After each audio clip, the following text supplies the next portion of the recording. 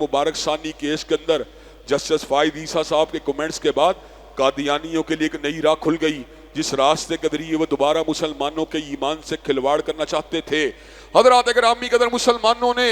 عوامی سطح کے اوپر ان کے اوپر نقد کی، لیکن جسٹس صاحب اس بات کو تسلیم کرنے کے پر آمادہ و تیار نہ تھے۔ کافی رد و قد ہوتی رہی، جلسے ہوتے رہے، اجتماعات ہوتے رہے۔ حضرات گرامی قدر، بالآخر 22 اگست کا وہ عظیم الشان دن آیا جب علماء اسلام، جن میں دیوبندی علماء بھی شامل تھے، جن میں اہل حدیث علماء بھی شامل تھے، بریلوی علماء بھی شامل تھے، انہوں نے سپریم کورٹ کے اندر اس بات کو واضح کر دیا کہ جو حضرت رسول اللہ کی ختم نبوت کو نہیں مانتا، جو آپ کو آخری نبی نہیں مانتا، جو آپ کو آخری رسول نہیں مانتا، اس کے اوپر لا اکراہ فی الدین جیسی آیات کا اطلاق نہیں ہو سکتا، اس کو اقلیتوں کے حقوق نہیں دیے جا سکتے۔ حضرات گرامی قدر، اس کو اپنے جھوٹے جو ہے نظریات کی نشر و اشاعت کا ان کے لیے دروازہ نہیں کھولا جا سکتا۔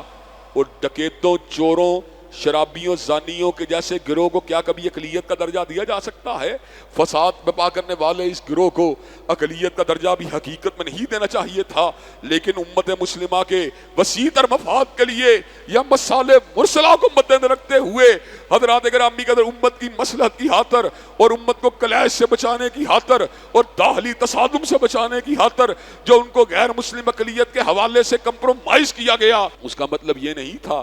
کہ یہ اپنی ناپاک کتابوں کو قرآن مجید کی تفسیر کے طور پر پیش کرنے کی ناپاک جسارت کریں۔